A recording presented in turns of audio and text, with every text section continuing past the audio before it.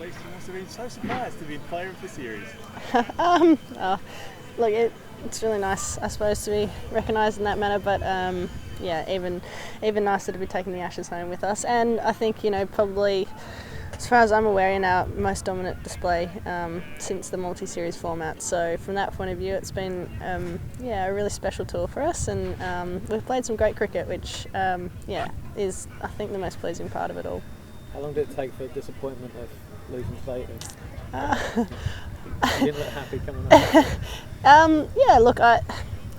It's a hard one because in the grand scheme of things, we've been absolutely brilliant this series, and I think we had a quick moment after the game to, I suppose, really recognise that. But in the same vein, I suppose you're only ever as good as your last game, so it sort of feels a little bit like, we missed a trick tonight. But also England are a very, very good side. We've been saying that all series, and I think they showed tonight that they've still got plenty left in them. So in some ways, it's probably a nice little reminder for us that we've still got to keep working and push the envelope further to make sure that we're still dominant when it counts. I feel like the length they were bowling was really tough. Like, there was nothing for you to get under towards that. How did you find it? Yeah, I thought they bowled really well on that wicket.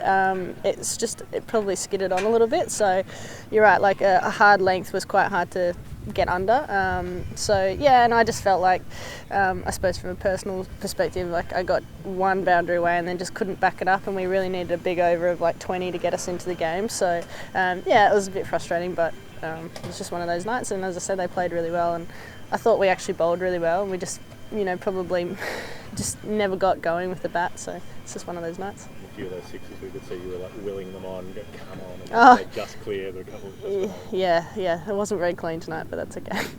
Were you wanting to come back on the bowl when Naomi Jones come out?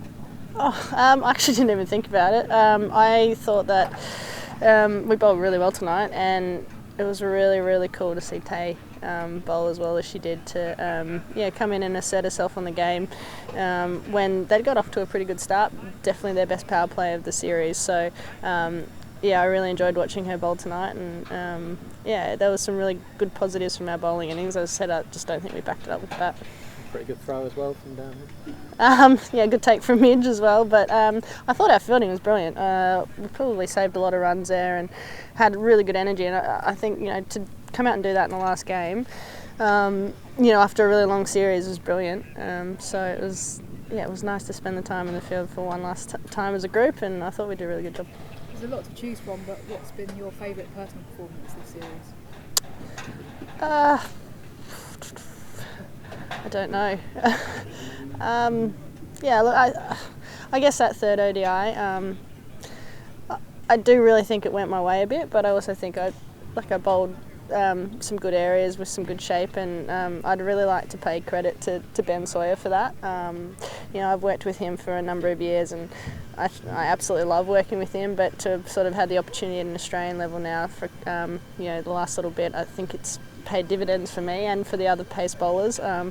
And I think, if you look through the series, the difference between the two bowling sides was that we bowled with a lot of shape at times and really challenged England, especially early on in with the new ball. So I think that's a huge credit to Ben and the work that he's done with all the pace bowlers. After Chelmsford, you said you were drinking Diet Coke. Will there be something slightly harder than that tonight?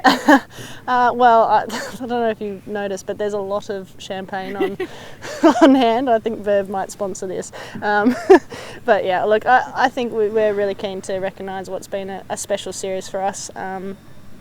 With contributions from so many players across the board. So and we're away from home. We've had lots of fun. So I think there's a lot of reason to celebrate tonight. Is it partly? Does it give something that probably 6 or 7 of you have been going together for the last 6-7 years?